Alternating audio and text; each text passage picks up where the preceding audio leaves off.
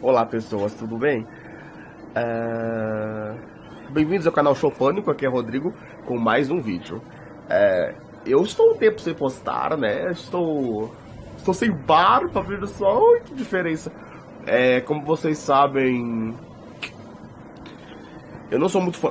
Mano, primeiramente eu vou pedir mil desculpas a vocês, porque esse vídeo ele pode ficar tremido, porque eu estou gravando do celular, é muito mais prático. Esse foi um dos motivos de eu ter parado de gravar com tanta frequência, porque eu gravava os vídeos com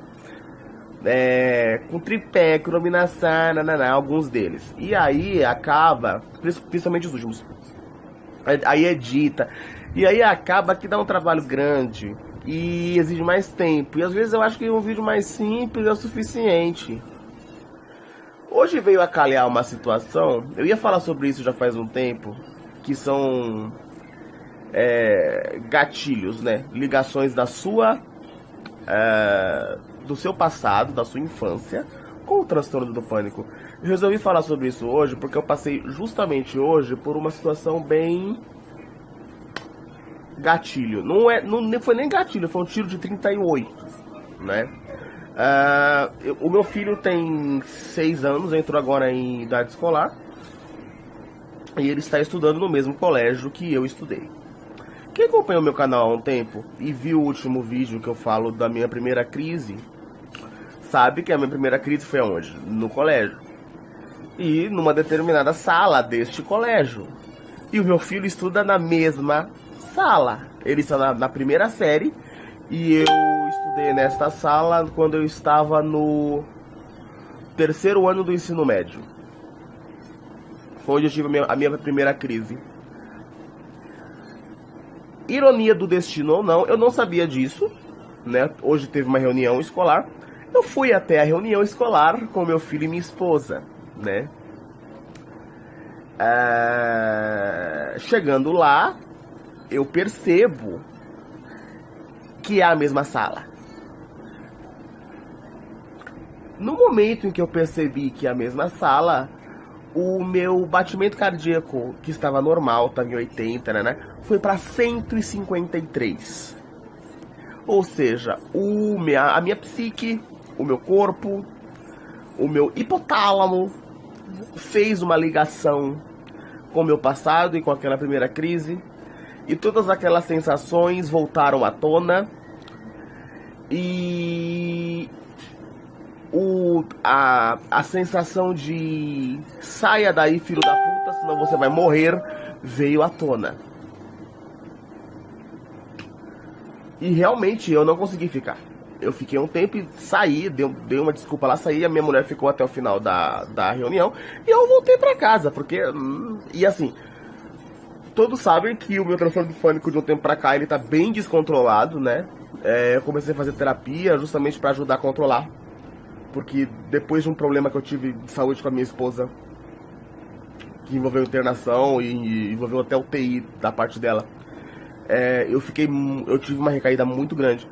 E aí, mas assim, questão de crise, eu tenho crises muito ligadas à hipocondria ainda, mas não ligadas à agorafobia, já tinha dado uma melhorada. Mas hoje, meu amigo, voltou à tona. Mas isso é interessante pra gente fazer um paralelo. Tô trocando de braço aqui, senão o meu braço vai dormir.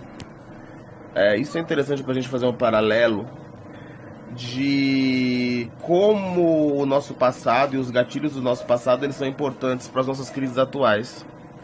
Esse paralelo que eu consegui fazer hoje do porquê que eu estava tendo a crise é extremamente importante, né? Na verdade, eu acho que nem chegou a ser uma crise, chegou a ser um gatilho. Eu acho que o batimento subiu porque o corpo deve ter inundado de cortisol e de noradrenalina, porque lembrou daquele momento, né? E aí eu comecei a fazer a técnica de treinamento autógeno e a técnica da doutora Rosana Laísa e a técnica de respiração consciente. E aí, graças a Deus, eu não consegui, não se tornou uma crise. E o que ajudou também foi porque antes de sair de casa, como é de praxe, eu tomei um alprazolam, 1 mg de alprazolam, né, que é o bendito ansiolítico tarja preta que tá de ponta cabeça, porra, né? Não, tá não. Que nos acompanha, assim, pelo menos que me acompanha sempre. Na carteira eu sempre ando com uma cartela, inclusive. E aí foi isso, cara. E aí, como é que eu sei que meu batimento foi a 153? Eu uso um smart... Isso aqui não é um smartwatch, é um smart band, né? Que é uma pulseira inteligente. E na hora que eu senti o sintoma, eu coloquei ela pra fazer a medição, né? Ela mede os batimentos. Tava 153 na hora. Quando saí de casa tava 80, porque ela faz os batimentos periódicos, né? A medição periódica tava em 80. Ou seja, como é importante... Isso é um paralelo para vocês mesmos colocarem na vida de vocês, como é importante os gatilhos e como é que eles funcionam dentro do transtorno, né? Deixa eu só deixar o celular no modo silenciado aqui, mano, senão vai ficar notificando as coisas aí. Pronto. Como é importante essa questão de gatilhos. E é importante a gente, na hora que tem o gatilho para ver a crise, saber fazer essa ligação, porque muitas vezes você consegue cortar a crise com isso, você consegue perceber que você está tendo uma crise. Se você percebe que o que você está tendo na hora é uma crise de pânico devido a fator X, você consegue cortar com maior facilidade. Se você perceber, muitas pessoas que têm transtorno do pânico obviamente, passaram por uma crise pela primeira crise, né? Pela crise inicial. Eu pergunto pra você, se a sua crise inicial foi, por exemplo, num parque, vamos usar um exemplo, foi no Parque Ibirapuera, aqui em São Paulo, você teve sua primeira crise, estava bem, chegou lá no parque e você teve uma crise. Ou foi numa boate, na Avenida Paulista, por exemplo, você estava lá, teve uma crise. Será que se você hoje, tempos depois, será que se você voltar pra esse local, você não vai ter uma crise? A possibilidade é grande. Porque o cérebro, ele cria essas ligações, né? Que a gente precisa cortar, porque afinal o momento é outro, né? Porque você teve uma crise naquele momento que você vai ter uma outra crise. É aí que entra a questão da agorafobia. Por que quem tem transtorno do pânico tem essa agorafobia tão forte de não conseguir sair de casa e tal? Geralmente as nossas crises são na rua. Tem muita gente que tem crise no metrô ou no ônibus. Quando a pessoa entra no ônibus ou no metrô, volta tudo.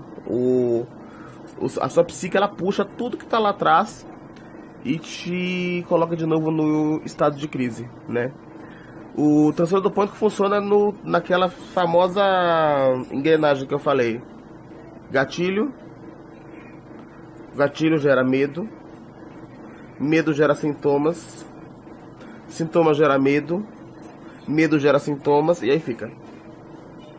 Lembrando que toda passada nos sintomas, os sintomas geralmente vão ser maiores. Até que você consiga, no momento de medo, você consiga racionalizar e pensar, mas por que eu tô com medo? Da onde tá vindo esse medo? O medo é intenso, ninguém tá falando que não é intenso, porque, porra, mano, parece que você tá morrendo, né? Eu não tenho uma crise poderosa faz um tempo, graças a Deus. Mas, indiretamente, eu ainda tenho muito... Porque o meu problema não é só o transtorno do pânico, né? Ele é uma... No meu caso, ele é a ponta do iceberg. Eu tenho transtorno de ansiedade generalizada. Então, pra mim, às vezes, o sofrimento psíquico é monstruoso. Mas a questão da crise é justamente isso. Você saber cortar em determinado momento. Apesar de que é complicado, né? A gente sabe que a gente vai ter que tirar a barba, fica com dois queixos, caralho, que merda. Enfim, a gente sabe que é um momento complicado, é um momento de sofrimento psíquico, cara. Eu costumo falar isso, mano, não adianta. Quando as pessoas perguntam pra mim assim, como eu defino a crise, é um momento de sofrimento psíquico imenso. Tanto o sintoma físico, né, que você acaba levando em consideração a questão do sofrimento psíquico. Eu não fiz roteiro hoje, eu espero em Deus que o vídeo não esteja confuso, eu espero que vocês estejam entendendo o que eu tô falando. É justamente essa questão dos gatilhos. Então, assim, por que eu falei pra você cortar o estado do medo? Como é que você corta nessa engrenagem que eu citei a parte do medo? Se você tá tendo uma crise nesse momento, Você consegue identificar o motivo da crise? Você consegue identificar por que você entrou em crise? Porque geralmente se você puxar, você consegue. Você ouviu alguma coisa, alguém falando de doença? Você entrou em algum ambiente em que você não tá se sentindo seguro? Você tá em um ambiente que você tá achando que se você tiver uma crise, você vai ser exposto? Você tá num lugar muito quente e tá sentindo essa sensação de falta de ar? Você fez alguma atividade física voluntária, de como por exemplo subir uma escada, 3 lances de escada, e tá com taquicardia, tá achando que tá tendo um infarto? Porque os gatilhos, eles são todos assim. Eles são físicos, explicáveis, mas aquela briga que nós temos com o córtex frontal, que é a parte consciente, e do hipotálamo, que é a parte fantasiosa, né? É imensa. O hipotálamo, ele quer tomar conta. Ele quer falar, não, tá acontecendo alguma coisa. E é justamente o hipotálamo que vai controlar as funções adrenérgicas do corpo, né? Então ele vai jogar adrenalina, ele vai jogar cortisol, vai falar, tá dando merda. Até a hora que o hipotálamo vir, que nem a minha psiquiatra fala um negócio maravilhoso, doutora Ana Luísa Aguiar. Recomendo, aliás. Fala um negócio maravilhoso. Ela fala assim, o hipotálamo tá lá fazendo a festa, né? Até que vem uma hora o córtex que fica de saco cheio e fala, porra! Baixa a mão na mesa e fala, não tá acontecendo nada. É nessa hora que a crise começa a passar. Pra você ativar o seu córtex na hora, pro córtex chegar e falar, não tá acontecendo nada para o hipotálamo, você precisa ou ter um poder de consciência muito grande, conseguir mandar esse sinal pro cérebro de que você tá bem, ou você vai tomar o ansiolítico. Porque isso aqui nada mais faz do que dar uma... eu brinco que ele é o espinafre do córtex frontal. O córtex frontal, ele tá lá meio assim na dúvida se tá acontecendo alguma coisa ou não, porque o hipotálamo tá deixando ele doido, não sei o que, as amígdalas cerebrais, né, ali disparam o alerta, o hipotálamo acredita nelas, começa a ficar doido, começa a jogar cortisol, adrenalina, noradrenalina no corpo, né? E o córtex fica na dúvida, será que tá acontecendo alguma coisa?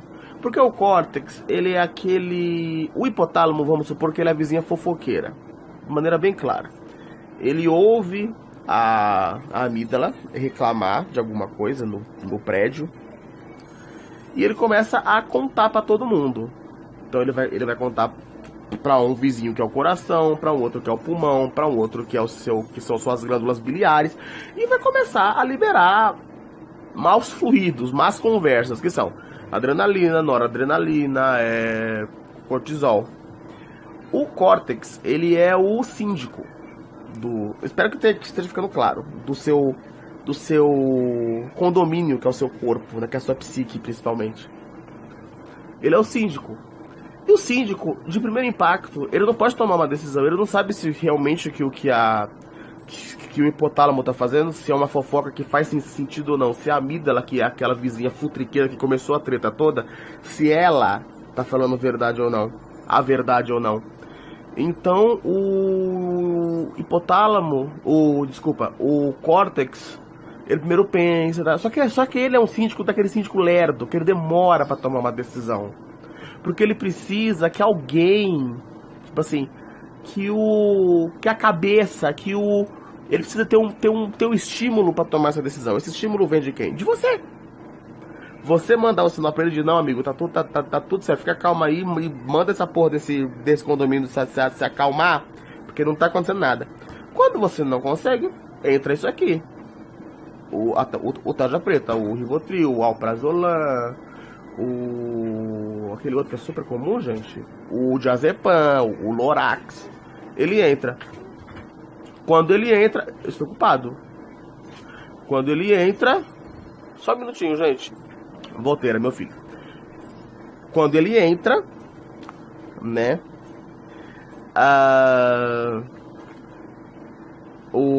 Ele mete a mão no síndico. Ele é como se fosse o dono do prédio, o dono da empreiteira, o patrão.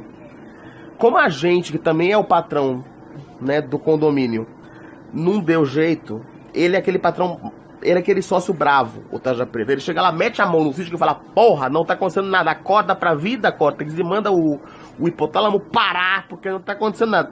Aí o Córtex fala, caralho, não tá acontecendo nada, vamos regular isso aí. Aí começa, aí ele libera endorfina, aí ele vai acalmando, aí ele vai reduzindo os níveis de estresse do condomínio, o cortisol vai baixando, o seu...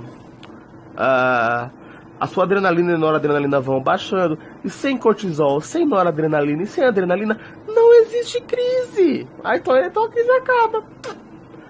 Então é isso que acontece. Eu acho que esse vídeo eu comecei falando sobre os gatilhos, mas eu acabei falando de uma coisa muito mais interessante, que é como funciona a engrenagem da crise realmente, né? E é isso, cara.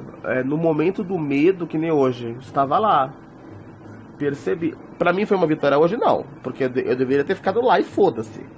Mas foi bem difícil, né? Porque eu realmente nunca tinha voltado para aquela sala. Depois eu tive várias crises lá e teve uma que culminou no meu afastamento da escola, tanto que eu terminei o terceiro ano afastado, né? Fui aprovado por histórico. E aí, mano, lá estava eu, naquele ambiente, despreparado, porque eu não sabia que era aquele ambiente. Se eu soubesse que era aquele ambiente, talvez eu teria conseguido me preparar, mas não sei. A gente nunca sabe como vai ser. E aí eu não sabia o que eu tava fazendo, meu Deus do céu, o que eu vou fazer aqui? Sair. No momento que me deu medo, que seria o momento de eu entrar e tentar estimular o córtex. Falar, não, peraí, mas é outro momento, isso aconteceu há 10 anos, 12 anos na verdade. Hoje eu não tô aqui como aluno, eu tô aqui como pai. É outro momento, é outra realidade. Mas nem sempre é tão fácil, né?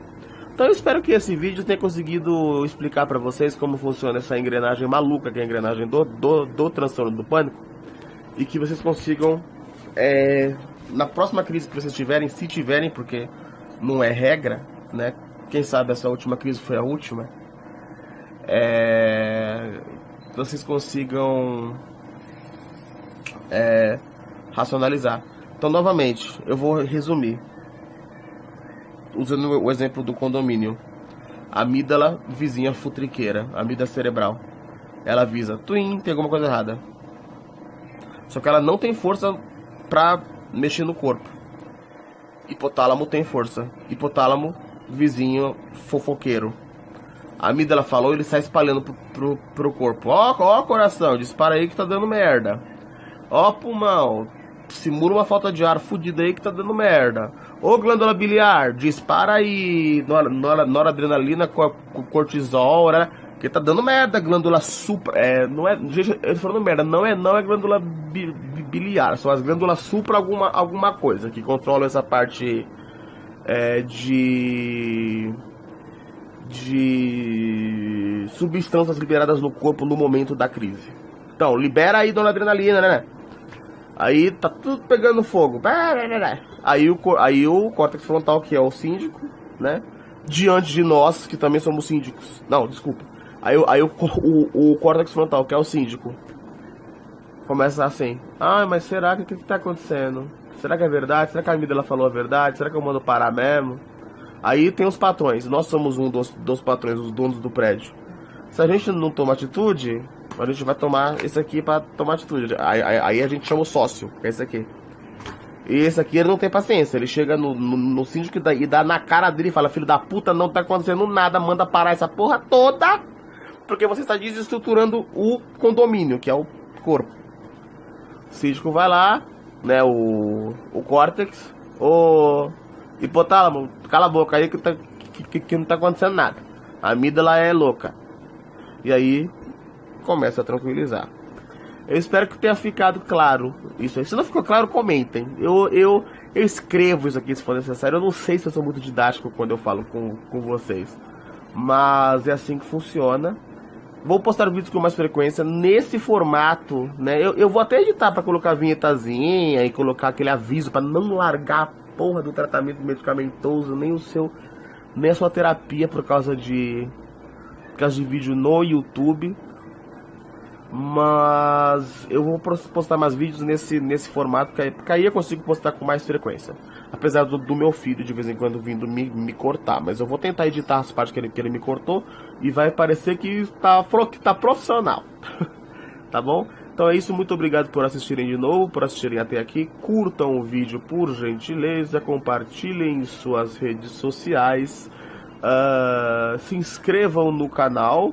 Não é pra mim, eu não tenho intenção nenhuma de ganhar dinheiro com esse canal, até porque a monetização do YouTube tá uma porcaria, que eu não posso falar bosta, senão eles cortam o meu vídeo. Mas quando você curte, você compartilha e você se inscreve no canal, você joga esse vídeo pro alto nas pesquisas do YouTube. E aí, do mesmo jeito que eu ajudei vocês, eu posso acabar ajudando outras pessoas em momentos de crise e em momentos do transtorno. Ok? Beijo, muito obrigado por terem assistido até aqui. Até a próxima!